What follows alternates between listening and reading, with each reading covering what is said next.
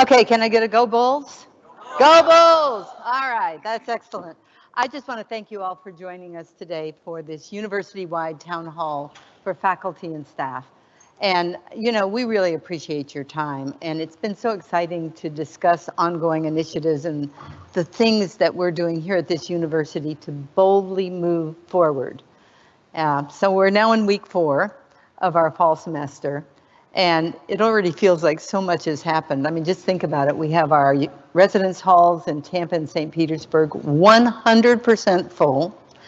We welcomed another high achieving class of new undergraduate students, some 6,900 of them. And we had a hurricane. So we've done everything. And it's been busy around USF. And so before I continue, I just want to take a few moments to kind of reflect on the things that we've accomplished in just the last several months. You know, USF's upward trajectory is being recognized on a national level. This summer, you all know this, but I have to brag, we achieved one of the most significant milestones in our nearly 70 years of history. We received an invitation to join the Association of American Universities.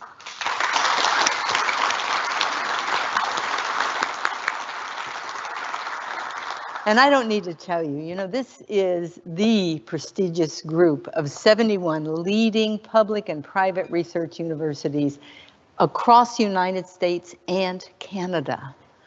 AAU universities make up just 3% of all four-year universities in the United States, and USF is the first public university in Florida in almost 40 years to be invited to join.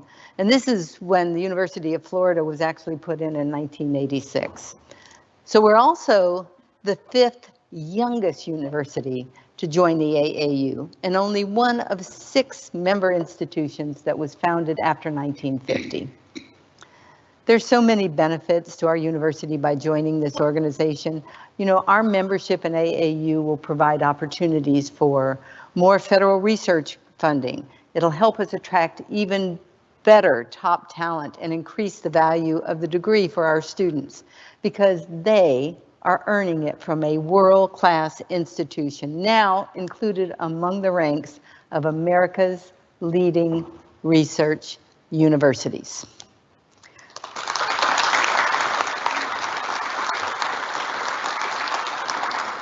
And you know, our membership in the AAU also opens doors to our faculty and staff to connect, to collaborate, and to contribute to broader discussions with peers at fellow member institutions. And those opportunities will allow our university to make even greater impact in the future. As USF's visibility continues to grow, so too to have the resources that we receive to advance our mission and our vision. This year's state budget represents the largest operational increase in the university's history.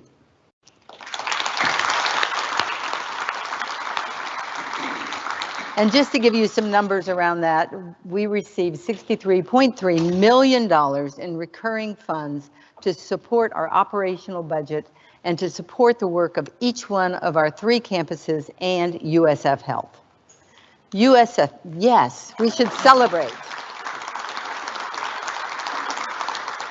And we're also among the top institutions in the state university system for performance-based funding.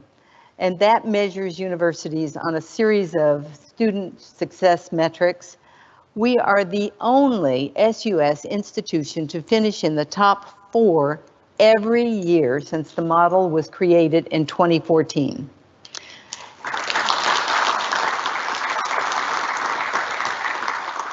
And what that means to us is that now we have received allocations of more than $50 million to our university, which is an increase of $15 million over last year. So it's a big deal, and you all are part of it. And for the 2nd year in a row, we've also broken a record for philanthropic support.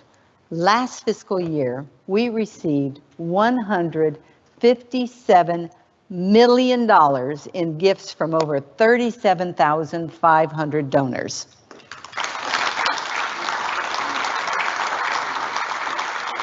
And what that tells us is that our community is seeing that our upward trajectory is worth investing in. They want to support the success of our students, our faculty, our staff, and our programs. And because of USF's commitment to being a great place to work and to providing an outstanding employee experience, we recently earned yet another recognition from Newsweek and Forbes as being one of the nation's best places to work.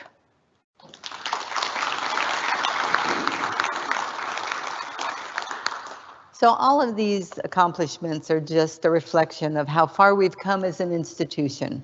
USF's visibility in the national landscape has been one of the biggest hurdles that we've had to overcome. And I know that all of you do, but many other people don't realize just how remarkable it is that we have accomplished all this in such a relatively short period of time.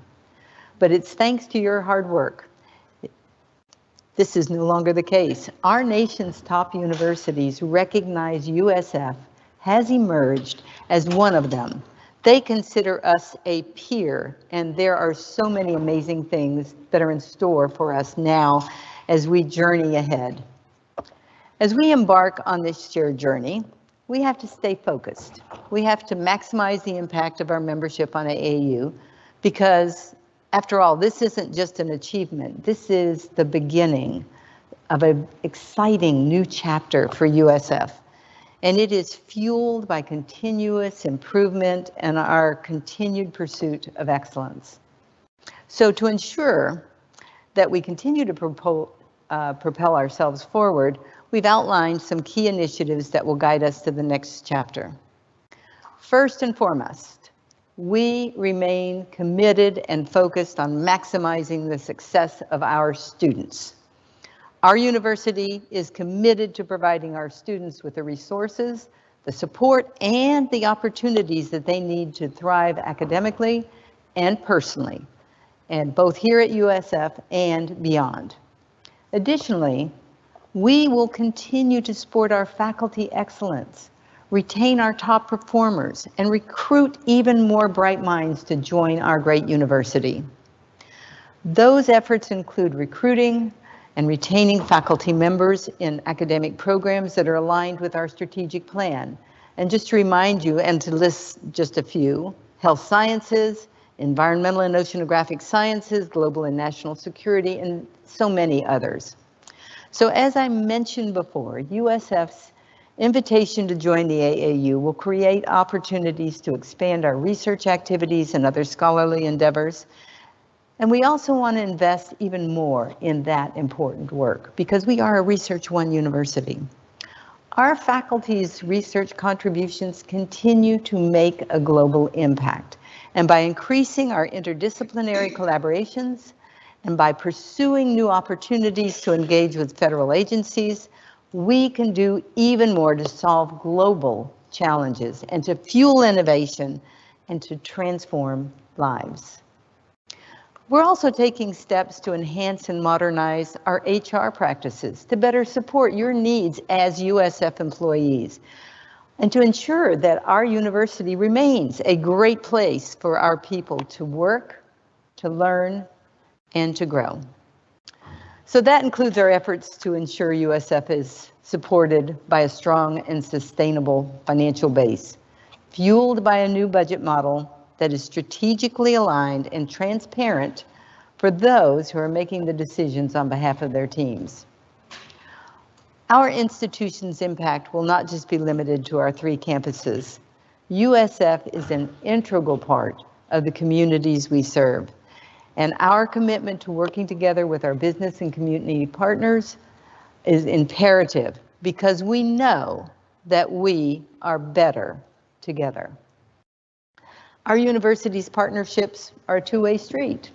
Our students benefit from the hands-on learning and the opportunities available through these organizations, and our partners benefit because now they have access to USF's state-of-the-art technologies and our talented graduates who will help fill pressing workforce needs. Your work helps fuel these partnerships, and we look forward to nurturing our existing relationships in the community and forging even more collaborations in the future. And speaking of community, on the horizon looms a wonderful opportunity for our university to bring people together, and that is through our new on-campus stadium, which will open in the fall of 2026.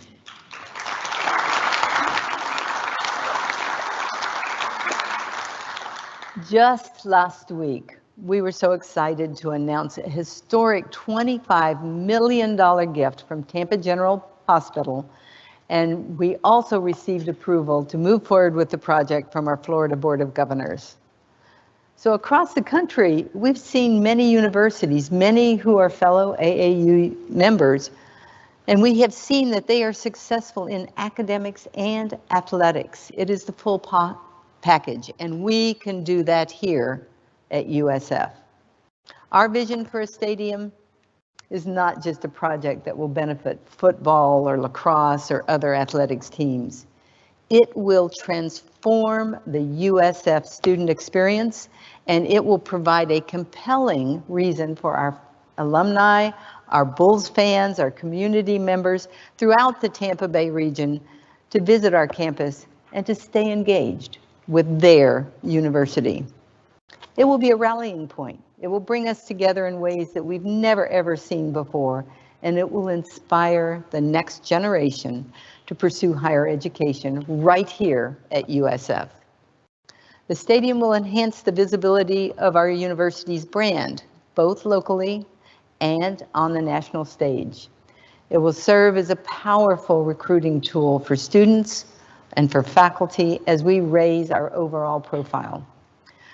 So this visionary project, it will lift USF to new heights and creating a brighter future for our university and for our region.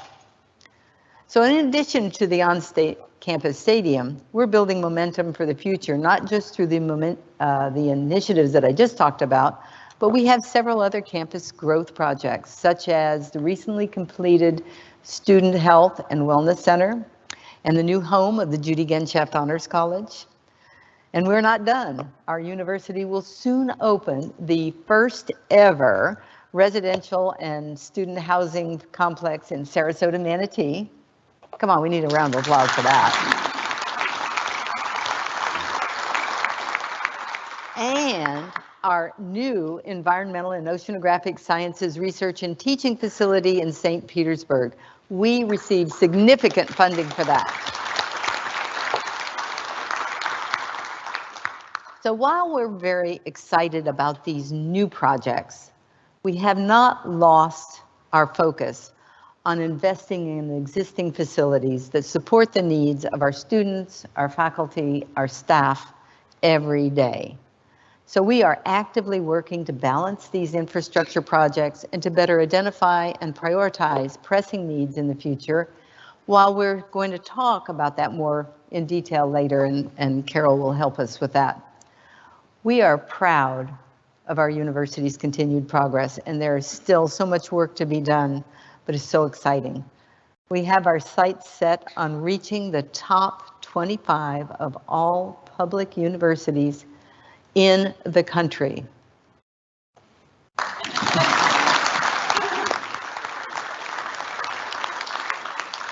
And we will continue to pursue excellence in all aspects of the university for the betterment of our students, for the betterment of our research and the communities that we serve. And I know that by linking arms and working together, we absolutely can get there. So now we know where we want to go. And so the question is, how are we going to get there? Well, as you know, I'm a big fan of forward motion. And thanks to your hard work, we've moved from creating a glide path to building our launch pad for the future. And this is going to focus on several important aspects, including our university strategic plan. And that is why we're here. Communication is a key part of my leadership style, and today's town hall is really an opportunity for my leadership team here, and me to provide valuable information that supports your work and to hear about issues that are important to you. So let's talk about the format for today's discussion. In just a moment, I'm going to introduce each member of our university's leadership team. And they're going to help me just dive deeper into the topics that are of importance to you. But first, a couple of items that I've been asked to share, not only for the live audience here in the Marshall Center, but also our virtual attendees who are with us via Microsoft Teams. As a reminder, today's town hall is being recorded and will be available to all faculty and staff after the event. In addition to the pre-submitted questions that we've already received, anyone in attendance can ask a question by filling out one of the note cards that you may have seen when you entered into the ballroom. Questions can also be submitted via chat in the Microsoft Teams program. So we'll get to as many questions as we possibly can later in the program. And so now I would like to welcome the members of the university's leadership team who are going to be speaking today.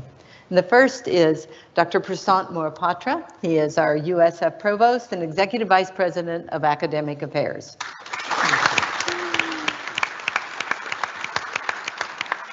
And we have Ms. Angie Skalenka. She is our Chief Administrative and Human Resources Officer. Ms. Carol Post, Vice President for Facilities and Public Safety Operations. Mr. Rich Sobre, he has the longest title of any of us. It is Senior Vice President of Financial Strategy and Administrative Services and Chief Financial Officer. And Dr. Eric Eisenberg, Senior Vice President for University Community Partnerships. And with that, let's get started. So my first question, I'd like to turn to our new provost and just say, you know, you've been here a little over 6 months. And since then, what is it that you've learned about USF? Thank you. During the last 6 months, I had the pleasure of visiting many parts of the campus, interacting with faculty, staff, and students at all the 3 campuses. It was such a pleasure to learn about the commitment and dedication of the campus community to what we do to move USF forward. There is a strong desire also to engage in our community and the community that surrounds us. So I'm truly excited about, you know, all those interactions. I have visited and interacted with quite a few colleges. I have learned about their unique strengths, and I have also learned about their unique challenges and pain points. And we are working on addressing some of those as we move forward. Just to highlight some of the things in our branch campuses, I'm very impressed at the programs related to journalism and marine sciences in our St. Pete campus. Similarly, you know, we have an evolving program in tourism and hospitality management at Sarasota Manatee, and I'm looking forward in engaging with more of the programs at the branch campuses. And above all, it's always a pleasure to see the students in the front of our work everywhere that I go. That's great. And so you have had a time now to really think about your goals moving forward for this academic year. And also, what are some of the new initiatives and ideas that you have to propel us forward? I'm always so excited about this question. As I have mentioned in several of my previous opportunities where I have spoken to you all, my top priority during this year is faculty recruitment. We were fortunate, as the president mentioned earlier, we were really fortunate in getting a generous support from the state. And we are investing significantly in recruitment of a large group of faculty. And with an excellent hiring and with success in hiring this year, we can make big impacts on the quality of the learning experience we provide for our students. And I do acknowledge these are challenging times, and you know, we have to really work aggressively in this competitive world to attract the best intellectual capital to our campus. And you know, I'm partnering with the deans as well as the faculty to make sure that we initiate the process right now in recruiting the top talents from all over the nation. In terms of student successes, we are working in my office, we are working on creating new process for admissions, and we will have targeted admissions. We are working in pathways programs and pipeline programs, and that there are many such activities we are trying to do to streamline our process of targeted admissions. We'll also focus on getting the students from various backgrounds, including the national talents, the veterans, and many other targeted populations. In addition to that, there is another area that I'm personally very vested and I'm trying to invest more is on the mental health and wellness of our students. We have additional investment in those areas, and we want to improve in those areas as we move forward.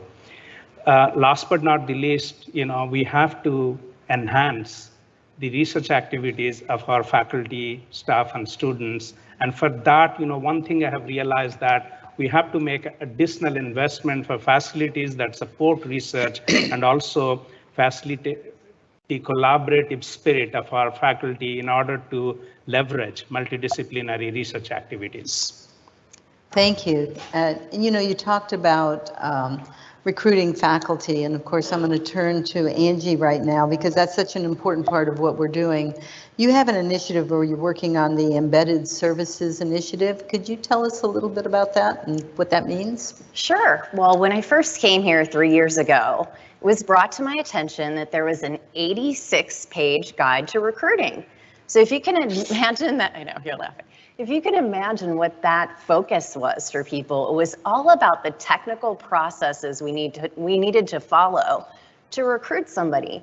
And we made a commitment to reduce those processes down to a 30-page guide, thanks to Stephanie Wise, who's here in the audience. But we have a lot more work to do. Embedded Services will take the process and really elevate it into an experience for candidates. When we bring people into a shared service organization where they're trained on recruiting tactics that will elevate our brand, it becomes much less about the process and more about how people experience USF. That's our goal, and within this model, both finance and HR people will be elevated through their career to think not only procedurally, but also strategically about the impact we can have on people when we bring them into our environment. Super. And, our Best Places to Work initiative has many components to it. We want to continue investing in our people. That's always been very important. But you also have the Oracle technology and some other things that are going on. Can you talk a little bit about that? I sure can. When I came here, I was also told that there were thousands and thousands of paper timesheets flying around this university. And so I know none of you will be sad when those paper timesheets go away in late spring and you can focus your attention on the real work that the employees are doing. What if your pay was automated and accurate and audited within a system? You then don't have to pass multitudes of paperwork around and cross-check things, doing non-value add work. So Oracle will allow us to focus on a real people experience, and I'll talk about one very small piece of this. There's a lot coming our way. In late summer, when we bring employees into the university or for existing employees, you'll be able to focus on your personal journey. What does that mean? That means that you can look at where you've been in your career and where you hope to be, and you can build both an educational component and a skill-based component to elevate yourself through not only USF, but through the future of work. And so that focus will become very personalized and automated so that things are surfacing themselves to you and your employees that might be relevant not just for today, but also for the future. Inside of the system, we'll also have predictive analytics. So we're not really lagging in our indicators that can tell us about the future of where we need to go and what we need to do. Analytics on turnover, retention, employee satisfaction, those are all really meaningful to get in front of. And it will give us a very organized way to look at that meaningful data and to upskill managers and others in helping our employees have the best experience while they're here. That's great. Thank you very much, Thank you. Angie. It's really a joy to see the new things that are coming up. And I think that is why we have been able to elevate our recognition in Great Places to Work. So thank you for what you've done. I'm now going to move on to Carol and talk about places and spaces that we all work. I talked a little bit about some of our projects. Carol, could you expand on that? Sure. Good morning. Thank you for having me. I appreciated it. You know, when we talk about our spaces and places, I think it's always first to start with the people, and Angie and I I think, have a good partnership about being sure that our people are such a fundamental part of what we do. So when we think about how our facilities are cared for, it isn't just the people that you see day in and day out, but there's so many behind the scenes in terms of building safety, maintenance, facilities, custodial. We have 6.2 million square feet of space to care for. And it goes beyond the facilities themselves into grounds, landscaping, our Bull Runner bus system, our parking lots, and even our university police. All of these contribute to the space and the places that we work and teach and live in. And so these are really critical parts of how we as a university are successful. And when I talk about facilities, I think the thing that resonates most to people is the conditions of the facilities that surround us. And as the president alluded to, we have some good news and we have some bad news on this front. Now, I start with the bad news, which is that, not surprisingly, our facilities are aging, and many of them have fallen into disrepair. It's probably not surprising to many of you who work in them, you teach in them, you research in them, but there is good news on our horizon, which is the support of this administration and the recent legislative sessions that have infused new capital to really drive forward some transformational changes around our facilities. So you hear us talk about the Capital Renewal Project, also known as our Deferred Maintenance Project. This is extremely critical for our university and also very transformational. And some of these things you see in front of you that are taking place, we're starting in earnest. Others, and many, will just be behind the scenes. And what I'm talking about here is these are the essentials of what drives our facilities: our air conditioning, our plumbing, our roofs, and the safety and well-being, air quality of our buildings. These are all things that are being addressed. We have a capital investment of $72 million that was received last year, and it is driving more than 80 unique initiatives across all three of our campuses and USF Health. So Tampa, St. Pete, Sarasota, Sarasota Manatee, and USF Health all have a specific allocation to remedy their weakest links, the problem areas that have been recurring for them.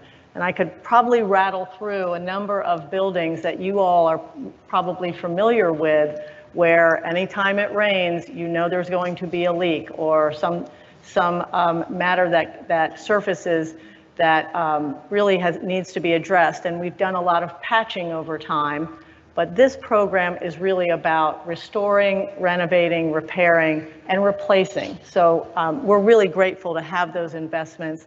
And those are things that over the coming years, this is a multi-year project. These things don't change overnight. But you'll see these things unfold on your campuses over the next 2 to 3 years and really make transformational changes.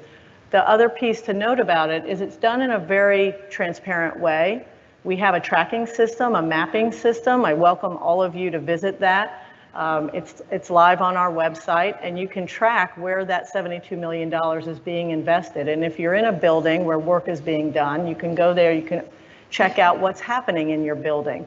And if you're in a building where work isn't getting done, you can go to the map and see if work is projected to get done in the future. So it's really trying to bring a great deal of transparency to the process and make sure folks know what's in store and what lies ahead for them.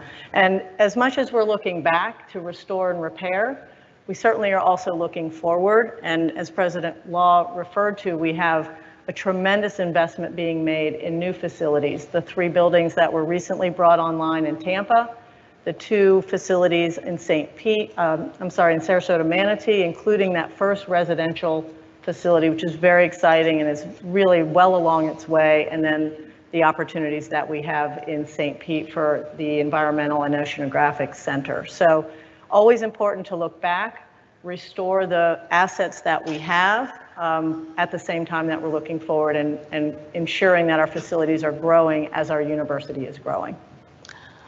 You did a great job in talking about that. I'd just ask you if you'd expand a little bit on how you set priorities, and so that they will understand what the thought process is and what kind of efficiencies and effectiveness that they can expect going forward. Yeah, I appreciate you asking that, because I think it's the other key driver for us, is to be very data driven and very objective about how we approach priorities.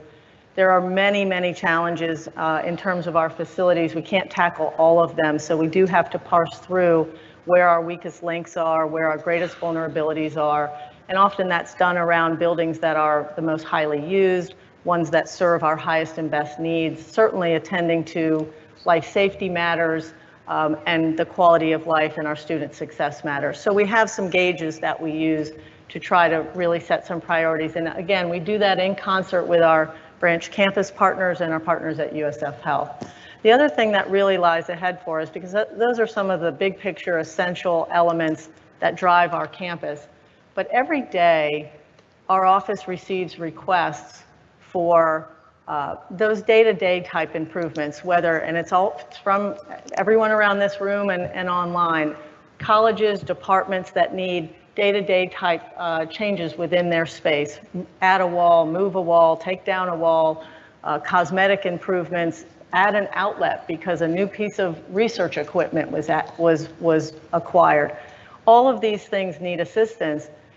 Today we have nearly 800 of these types of requests in our queue, and we simply have too much of a backlog to successfully deliver them to you. And so we're taking the next few months to work in concert with each college and each department and going dean by dean, department by department, to talk with you about what your priorities really are and how we can help you manage those priorities and parse those priorities out in a manner that makes sense to you, and then that we can actually effectively deliver on. And I think the key outcome there, we've talked about communication, is for every request that is made to our office, you should know what to expect and when to expect it. And I know there's a sense sometimes that you make a request and it sometimes disappears behind the curtain and you're not sure what's happened to it. So we're going to move away from that and really have a much more transparent and accountable process that will lie ahead. So if you bear with us for the next few months as we come to you, work through what your priorities are, the outcome will be a better process for us, which means a better outcome for you. Thank you so much. And as is always true with your individual budgets, my individual budget, you can never do all of these things you'd like to do unless you have a strong financial base and you're capable of covering those requirements. So I'm going to turn over here to Rich and ask you, you've just heard about all these initiatives. I'm getting warm. You're getting warm? I'm getting warm and sweaty. There you have it, our CFO. We're going to focus now on how are we aligning our resources so that we make sure we can take care of all these initiatives that we've been talking about. Thank you, Madam President, for that question. The first thing I would say is that the university is healthy financially. And a lot of it has to do with the fact that we've had increase in investments over the last couple of years from the state. But let me put this in perspective. We've heard a lot of things on stage today, top 25 in particular. Our rankings are important for us as an organization, our performance-based. The folks in this room are important to us. You guys get us there. But the reality is, we're a $2.6 billion operation. At some level, you celebrate that and think that's rather large. But when you start to compare ourselves to that top 25, we really need to be a $4 billion operation. So that's putting it in perspective as the path we have to move down and the things that we're working on to try to generate those additional resources. The state helps, but we can't just count on the state to get us to that $4 billion operation. We've got to look at other opportunities across the university, some of which is what we're working on with our efficiency and effectiveness initiatives and ensuring that we're spending the current resources we have as effectively as we can and as efficiently as we can. But I think we're also looking for other types of strategies to generate and grow the pie for this organization. Some of which, are, looking at certain revenue streams and, what opportunities we have to maximize the opportunities on the revenue streams. Even looking at new opportunities that we may have as an organization. So we're trying to think a little bit outside the box and strategize in terms of what are other methods or strategies or initiatives do we have to generate the resources that we sorely need. The other thing I would say is we've worked really hard over the last couple years to really focus our attention on certain investment areas, and I think many of you have addressed those. Our people, first and foremost. We've worked really hard under the President's leadership to ensure that we start making progress. Have we fixed all of that? No, we've got a long way to go. But we clearly have made it a focus to utilize our resources the best possible way that we know to distribute funding to support the folks that are in this room, the folks that are online, the folks that really make this campus hum. Second, heard the provost, research, faculty recruitment, retention, extremely important part of our university's growth and our success. We need to make sure we continue to invest in that. And then thirdly, student success. We've got a lot of initiatives around student success. We want our students to graduate with good jobs. We know we have mental health issues that we need to address, and we need to make sure we're supporting our students along their path to success. And then finally, you heard Carol with infrastructure. And infrastructure is beyond bricks and mortar. We're going to be investing a lot of money in technology. We have to simply modernize this university, technologically speaking. We're starting it with HCM. We'll be doing it with business and finance at some particular point in time. But there are other analytical tools that we need to really modernize and make this university move forward. Thank you. When I first came here a little over 2 years ago, one of the things that I heard from all of you was the need for a transparent and predictable budget process. And so we have been walking down this path, and so we have a new budget model that we're working on very hard. Can you just tell us a little bit about that, where we are and what they can expect to see? Yes, we kind of split this into two component parts. I think when I first started, they were coming out of some challenges, some budget cuts. There was questions about obviously the transparency in the process, how resources were being spent. So the first thing we tried to address was just the process itself. And with the help of a lot of people in this room, and we've engaged over 150 folks in this endeavor, we really changed the process. And we ensured that folks understood that it required more than just myself or the president, the provost, to make decisions about where we are investing our money. We needed to make sure we understood folks at the grassroots level who are actually living it day in and day out, what our priorities should be. And so we formed a budget committee and started a new process by which we were very transparent in how money flowed in the organization. 70% of our resources, people didn't know this, 70% of our resources have some form of restriction placed on them. Unfortunately, the expenses within the organization don't match that 70%. So, organizationally, we need to kind of flip that coin and ensure that more of our resources give us some discretionary dollars that we sorely need. So we use that budget process and the new investments we got from the state to start moving us in that particular direction. So that's the first part, was the process. And just getting everybody reset, an agreement as to what the budget looks like, how funds are flowing within the organization. The second part, and probably the more complicated part, is the new funds flow model, and actually the budget model itself. It's called responsibility-centered management. And really the purpose of this model is really to provide even greater transparency to the organization. I think the college deans, others were saying, we know we're generating revenue, but we just don't know where it goes and how it flows. And we don't believe we're getting the right necessarily credit for the production of our faculty and our staff. So what this model essentially does is it aligns a financial statement along those responsibility centers. And it allocates revenues out to those responsibility centers so they can really see what they're producing.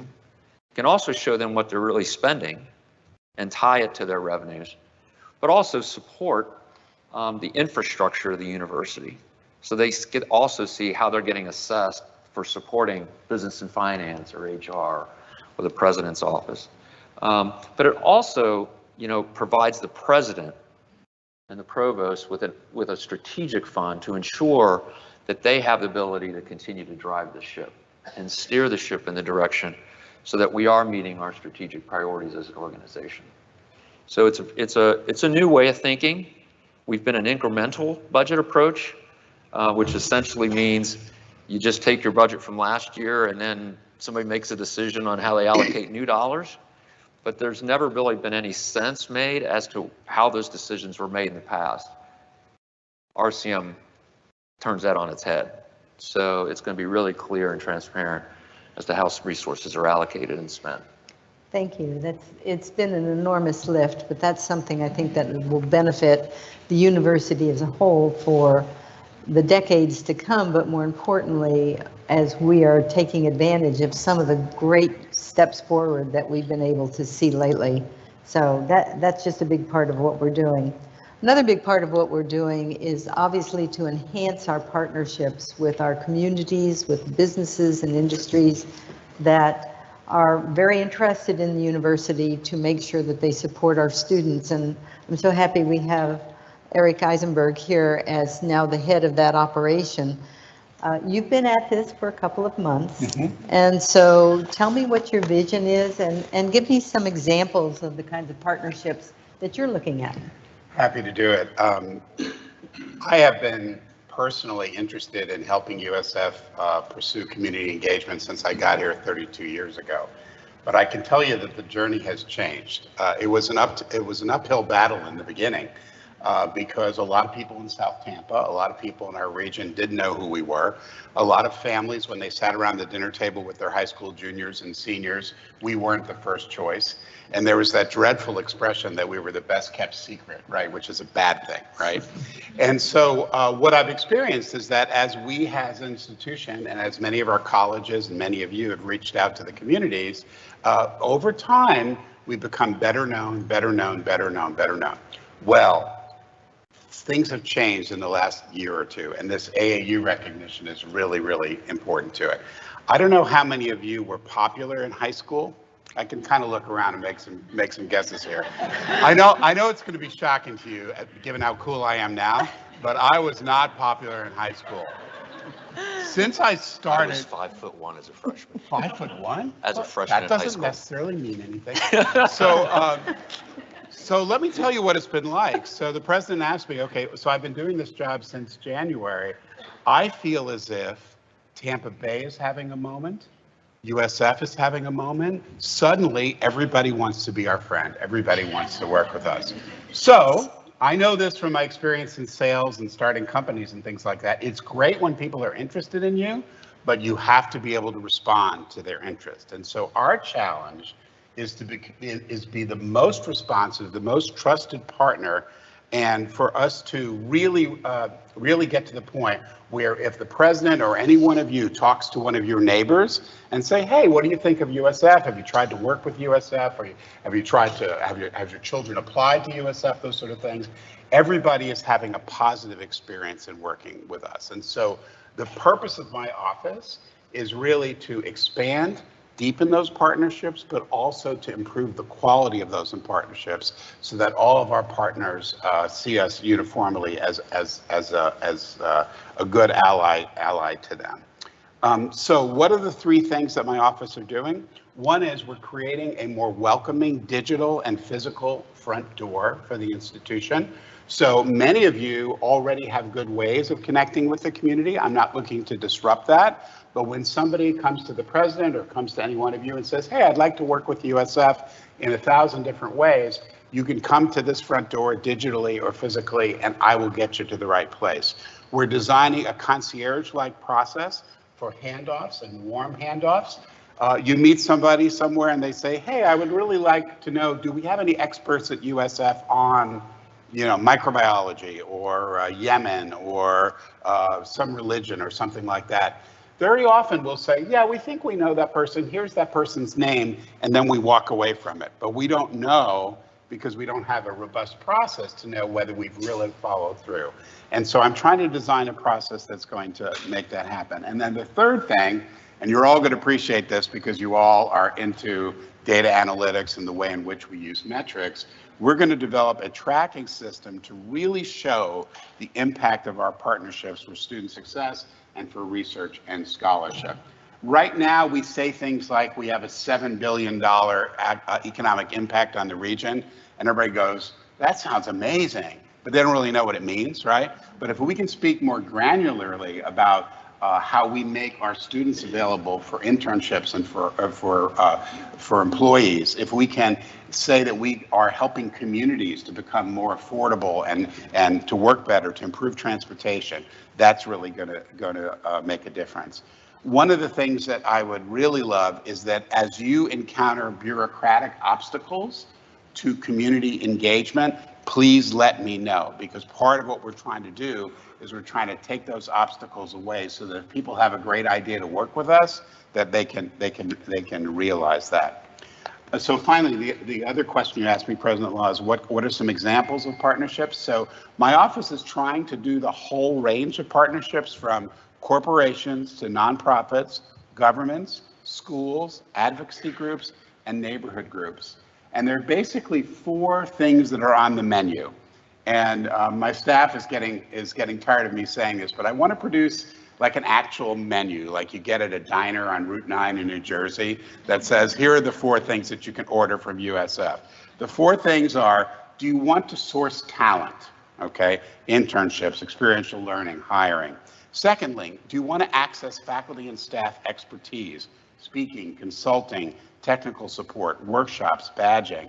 Third, do you want to help your employees to develop, upskilling, things like that? And then finally, does your community or does your business need help in expanding and in building capacity? And personally, I've been working a lot on our neighborhoods, focusing on affordable housing, on transportation, and on developing neighborhood plans. You all know that there are great examples of universities like ours that have great relationships with their communities, and then there's some examples that are not great relationships. We want to be on the great side of that, and that means taking all the great work that you all have done in relating to communities, building upon it, and really going even further. Thank you, Eric. I've often said that our relationships with our community is our superpower. And so I'm so delighted that you've taken on this role and really will start focusing on that. But how can our faculty and staff help you accomplish that? Well, I think the main thing that I need from all of you is to let me know when you see opportunities. And these opportunities come up in the strangest way. You could be at the airport, you could be at the grocery store, right? You could be walking your dog. People will often tell you things in an offhand way. Hey, I've been getting this kind of mail from USF, or I wonder if, we're having this problem in our business. Do you have any experts who know how to do that?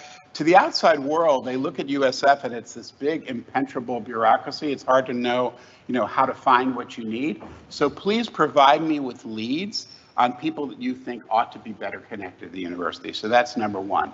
The second thing I already mentioned, which is that, and this is very, very important and similar to what Angie and what Carol were saying about continuous improvement, we know that there are processes that we have that slow down these partnerships and make it frustrating sometimes for people to deal with us, whether it's memorandums of understanding, contracts, supplier relationships, all those different things. If you're aware of those, or if you are actually doing the job that you think others are perceiving as an obstacle because the process isn't quite working right, please let us know, because we really, really want to get rid of those obstacles so that everybody who contacts us has a great experience in terms of seeking out a partnership. Thank you. That's great. Well, we've heard now from the leadership team. Now we want to answer some of the questions that you have raised. So we have Adam Freeman with us from University Communications and Marketing, and he's going to go through some of the questions we've received and just ask us. All right, thank you, President Law. As mentioned earlier, we're not going to have enough time to go through every question that was submitted, but we're going to try to get to as many as we can. So with that in mind, let's get started. Our first question, Angie, we're going to come to you. A question about remote work and whether USF's position on this has changed, and if we're still embracing a flexible model or if there are plans to bring everybody back to our campuses full time. Well, first, I see a lot of people in here that I believe never left the campus. You were here for the past 3 years all of the time, and we want to thank you for that. So could we give those folks a hand? I also want to thank Donna Peterson for all of her leadership through the past 3 years. You know, we've worked very carefully and safely to support our people and our students in the right way as we've transitioned through COVID and a lot of the challenges that we've come upon. I've had people come to me on several occasions and say, I miss the vibrant community and I'm going back to work and folks are showing up here because our mission and our purpose is that student experience. And Dr. Wilcox, who I see in the audience, we talked about this many times. The heartbeat of our institution is our student experience. It's educational and cognitive. And so being here with us is part of that growth process. And we focused quite a bit on that. Now, in terms of competitiveness in the market, you can predict trends with jobs. Example, IT. There are certain jobs where we have to be ultra competitive, and those jobs are trackable online and they can serve you in a better way in the virtual environment.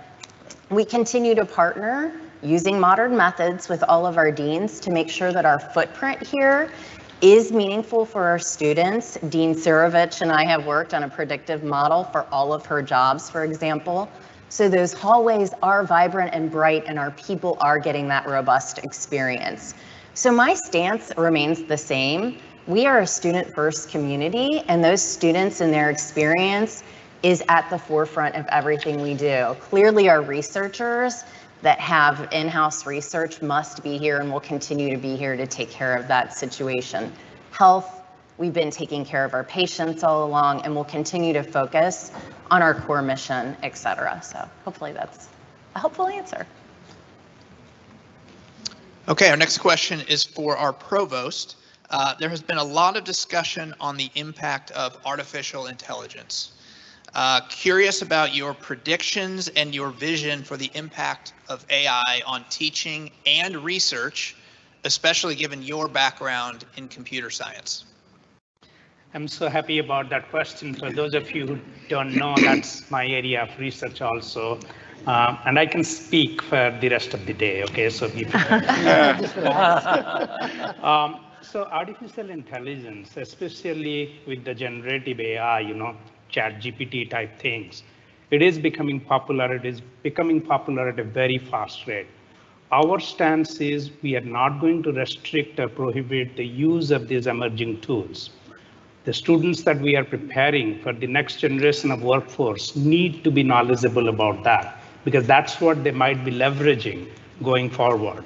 So we are working together with the team, you know, leading the effort in order to, you know, come up with guidances, come up with strategic plans on how we will integrate artificial intelligence and especially the generative AI tools in our curriculum as well as in our teaching and learning experiences, and working with our faculty and providing enough of tools, guidance, and support in order to promote that. So as I said, you know, we will be going aggressively in leveraging from those new tools and will not shy away from the uses of that to popularize it.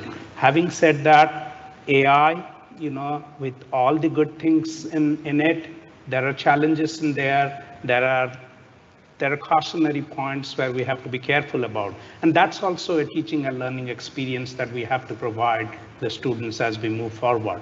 So many of us are working together in order to make progress in this area, and we will continually reach out to many of you to help us in this endeavor.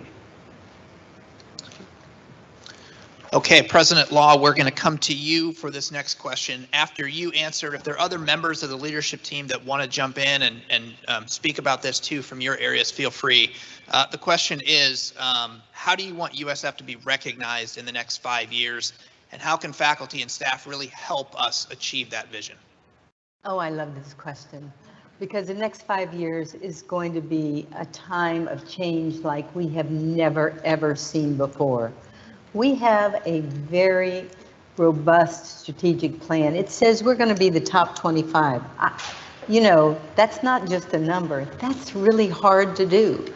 But along with that, we said in our strategic plan that we were going to be AAU eligible, and guess what? We are, and we are in there.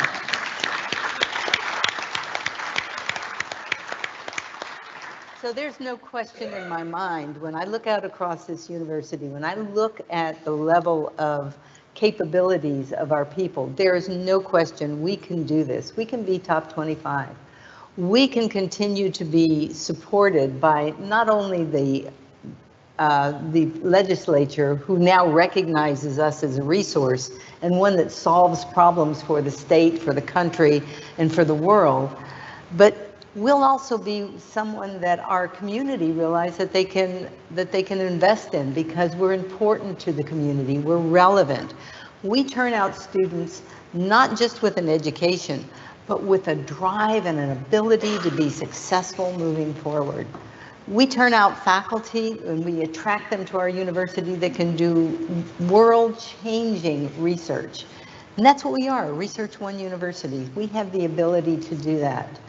We have the ability to make partnerships beyond what we've ever even imagined. And now with our new friends at the AAU, we're in the same realm with Harvard and Princeton and Stanford. All of these faculty at those universities are reaching out to us now to be a partner with them. Huge opportunities, things that are really going to change the landscape for the university. How can you be part of that? You are part of the collaboration. You are part of the focus. And frankly, you are part of the pride. When I think about how do people feel about this university, I don't want to see some tepid, this is where I work. No, this is a great place to work. This is a place where we are accomplishing things that no one has even dreamed of. That's what we're going to do here.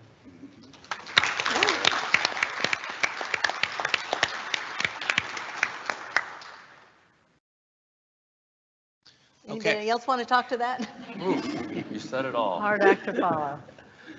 I'll just say that my fantasy over the next 5 years is that that the process of consolidation of our 3 campuses that started a number of years ago will sort of finally come to fruition, and when people will stop thinking about the challenges that we had to bring everybody on the same page and start thinking about the shining ways in which each campus contributes to One USF, which I think we're clearly on the road to do that. Thank you. Well said. Well said.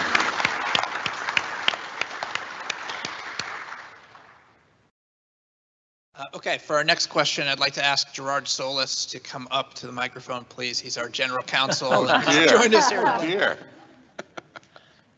You get to stand. Do you need me to swear you in, sir? Gerard, Senate Bill 266 was signed into law in July. The law requires the Board of Governors to create a regulation and also includes several exceptions regarding how certain funds can be spent. Can you please explain some of those exceptions and also give us an update on the BOGS process to create a regulation? Okay. Thank you, Eric. And let me just say that is a tough act to follow. The answers have just been given from all my colleagues up here. I'm going to go in the order you presented it quickly with the status of this. The statute delegated to the BOG that they would define certain key central terms like diversity, equity, and inclusion, what it means to promote those kinds of concepts. And we're still waiting for that. We're not waiting passively for that. We're working with the BOG. Those of you who've worked with the university and worked through our processes know that we're very active in the post-tenure regulation and will continue to be on that course. In terms of the exemptions, I think that demonstrates the process that was engaged in by our president, by the team here, by faculty here, and not just here, but at other universities in the SUS, to work with our legislative stakeholders to find common ground and move the institution forward and protect things like commitments that we make in federal research, commitments we make to serving low-income communities, to first-generation in college students, to improving accessibility for veterans, for individuals with disabilities. That's all common ground that we have, and we want to continue to move forward in that way. I mean, as folks up here have talked about, we're preparing students not just to be successful in the workplace, but successful in their communities, where they, you know, they've heard other people's stories, they see themselves in those stories, and those are the kind of communities and the sorts of students we want to be living in those communities moving forward. So we'll continue to work with the BOG on those points and see where it lands. As of now, there's no regulation definition in place. The BOG has a very specific process for developing regulations. It's noticed, it's in advance, there's public comment. We encourage you to be involved. The university will watch that closely as well.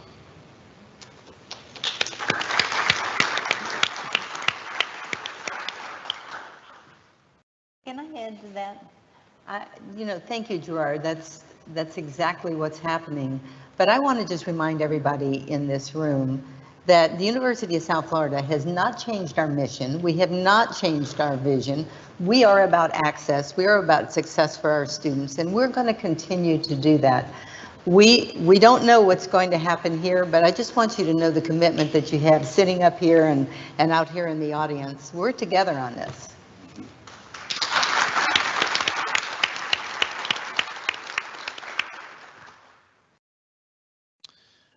Okay, next question. Carol, quick follow-up, I think, to one of the points you made earlier. The question's about how I would be able to access a map of projected repairs for USF facilities, where they can find some of that information, if you want to speak to that a little bit.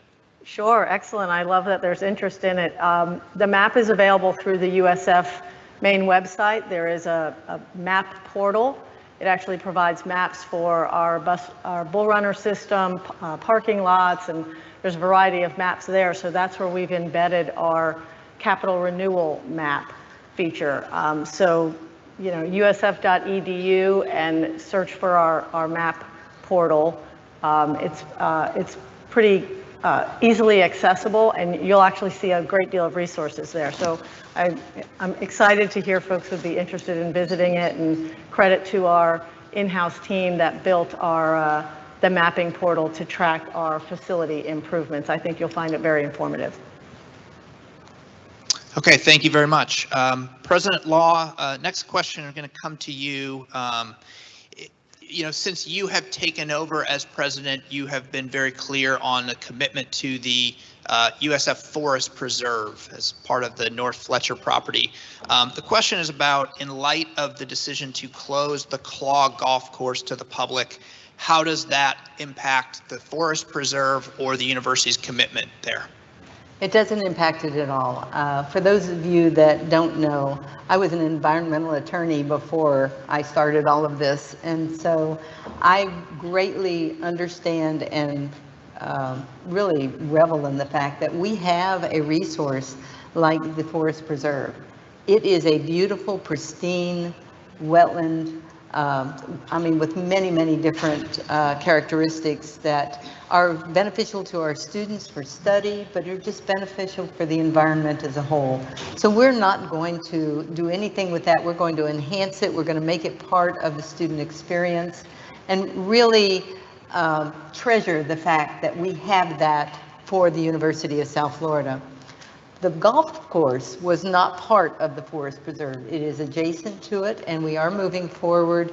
I think all of you might have seen the memo that I sent out that said we can't continue to subsidize it at the levels that we were having to subsidize it for a very small amount of usage. And so we're looking at a better way to support the goals and the initiatives of the University of South Florida and push ourselves forward by utilizing that piece, because it's very valuable and it can be something that's very beneficial to the university. Okay, our next question is for our Vice President of Student Success, who's with us here today, Dr. Cindy DeLuca. I'm just going to hand the microphone to you. We'll do this easier. You don't have to come up onto the stage. What is the university doing to maintain a diverse student population? Thank you, Adam. I just have to say that this is a great time to be Vice President for Student Success because you've heard all the leadership. Every one of them has mentioned, Gerard as well, students and student success. So you can tell what our focus here is. And the president just said this, and I heard the provost say it. We believe in outreach and access for students from all backgrounds. That is who we are at USF.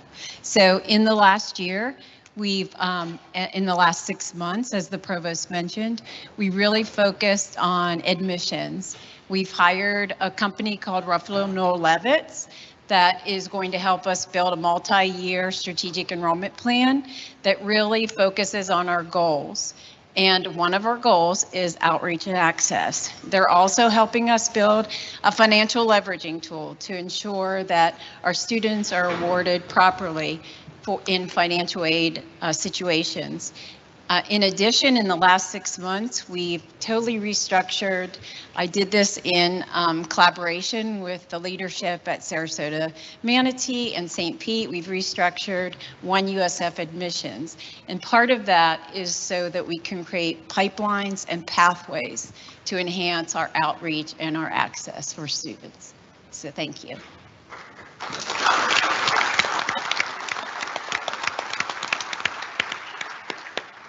Okay, for our next question, Angie, we're going to come back to you. This is a follow-up to something you were talking about earlier on the embedded services model. Someone was asking about whether there is, information they can find on a website, or if there's communication forthcoming about this, where they can go to learn more about this and kind of see it and understand it a little bit better.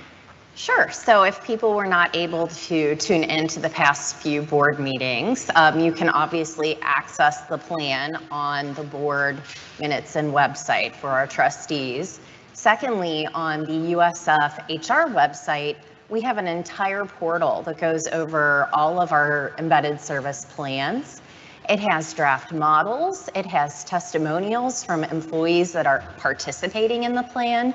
And it also gives a Gantt chart with some future timelines and milestones we hope to meet in order to elevate our people and really give folks the best experience end to end when they're working with our functional specialists. Our goal date is to have people lined up in a reasonable way so they understand their work by the go live launch for Oracle. And it's really simple. Do you want 50 stops on your way to try to recruit somebody, or on your way to try to do a performance review? Or do you want 3 to 5 stops? Well, if all of these folks are lined up and understand their jobs, you get an easy button, we get happy employees, and you can focus on your mission-driven work. So there's a highlight and a plan, and if you don't know the HR website, it's usf.edu/HR, and you can find the entire plan there. Okay, thank you.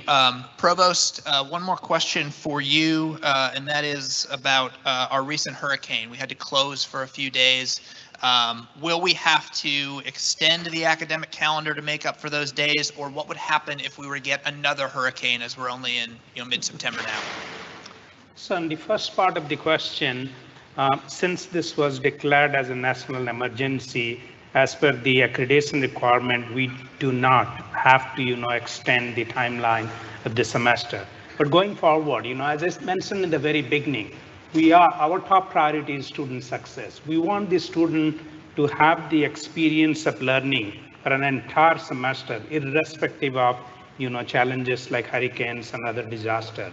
So I have talked with the deans, and, our team is also working on it to come up with a plan which we'll call as academic continuity in presence of any such activities. So we will, the aspects that we'll be looking at is, even if we have closures, whether it is national emergency or not, can we find time, or can we find additional efforts in order to provide those extra experiences to our students, and so that they don't lose any part of their learning experience because of these natural challenges. So we will work on it, and we'll try to create a seamless academic continuity plan.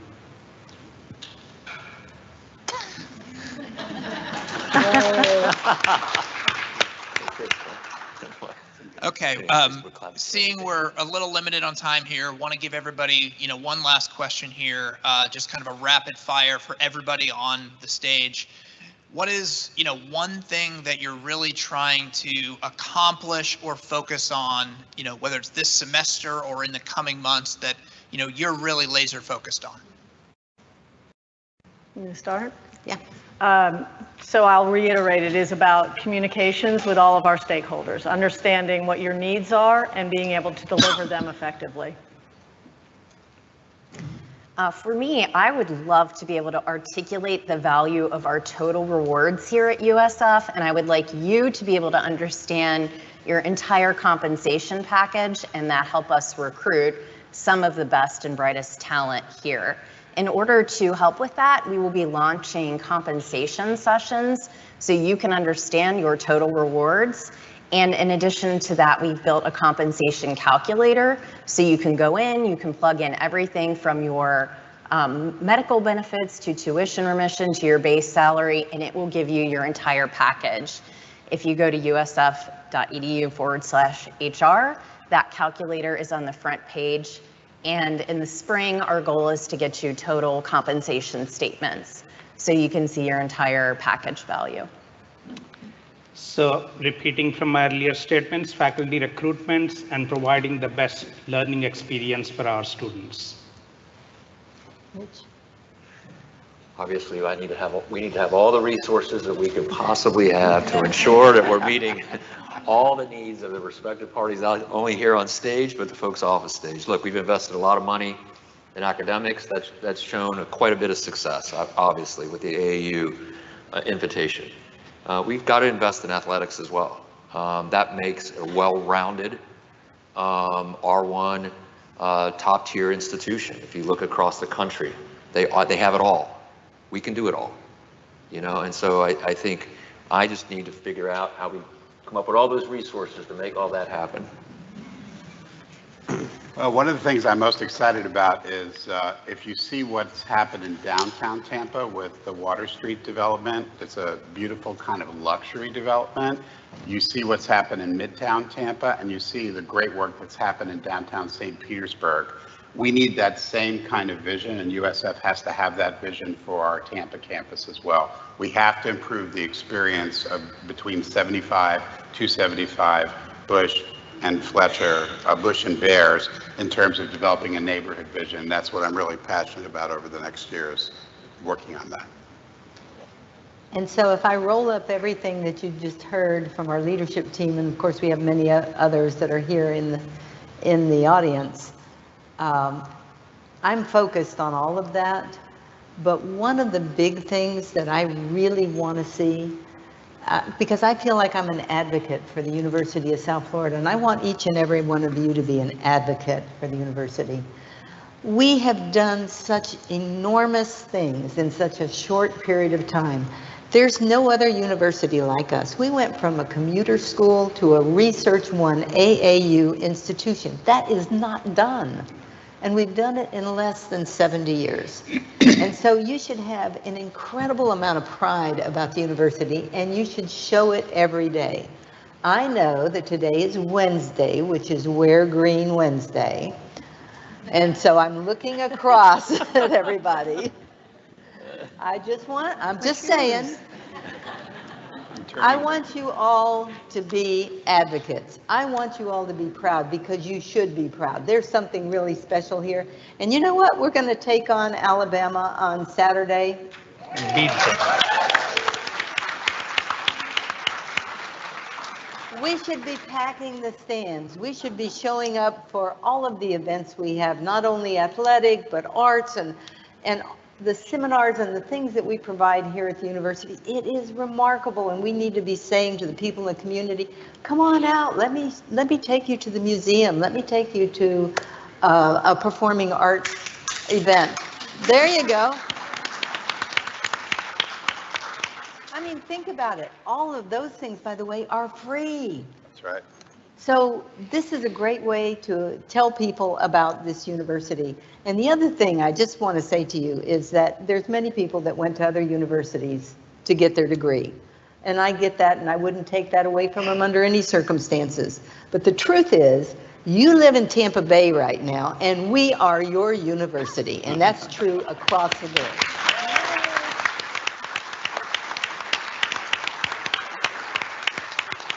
So that's what I'm focused on. All right, thank you, President Law. Thanks to everybody up here. That's all the time we have for the Q&A. Can we get one round of applause for everybody up here today?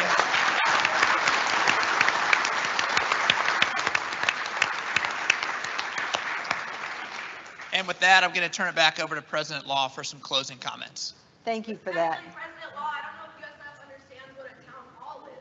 I thought those genuine concerns of the community were going to be addressed. We submitted 5 questions to the channels that you guys requested, and we've heard the questions answered that were most expedient for you guys to answer, and not the genuine concerns of the community.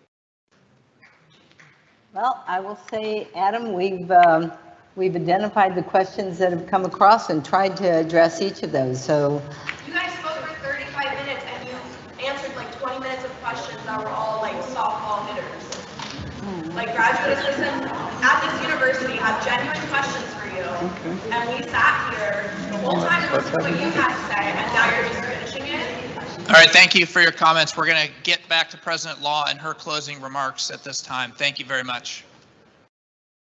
You know, we are open not just to those that are here in this room, but to the entirety of the university community. And I'm happy to talk and see what needs, you know, what concerns there are out there. I'm sure there's many other questions that you may have in your own minds. I want to tell you, we've got an open door policy. Everybody you see up here, everybody you see out in the audience that are part of the leadership team, your deans, you know, down the line, we're here for you. And I don't want you to think that we're shirking any responsibility as far as being open and transparent. That's the hallmark of what we're all about. So just remember that.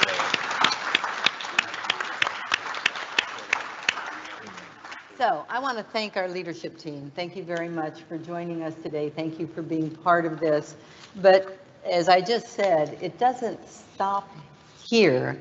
It starts here. It starts here, and it will go forward. And so we want to continue to have these conversations. I also wanted to say that, you know, we've had an incredible track record of setting really ambitious goals, breaking records, exceeding expectations.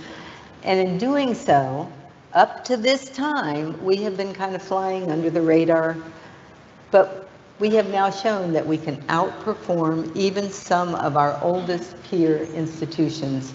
And that's an incredible accomplishment, but it's not the end, it's the beginning. It's the beginning of a new chapter for USF. And each one of you, as I said, is just playing an incredible role in making sure that we get to benefit from that very bright future that we had ahead of us. So our talented faculty and staff fuel our institution's upward trajectory, provides boundless opportunities for our students to thrive. And it is, no doubt, your talent, your tenacity, and your hard work that will ensure the continued success of our great university and of our remarkable students. And none of what we would have accomplished, this is true, would be possible without you. So later today, you're going to get a you're going to get a survey in your email about the town hall today. We want this to be the most effective way of communicating that we can possibly make it. You may have other suggestions. If you would just go ahead and, it's just a brief questionnaire. If you just take a look at it, if you would tell us what you thought about today, you know, let us hear from you, any suggestions we have on how we can improve things. We absolutely want to do that. And so with that, I expect to see you cheering on this weekend against Alabama on any given Saturday, right?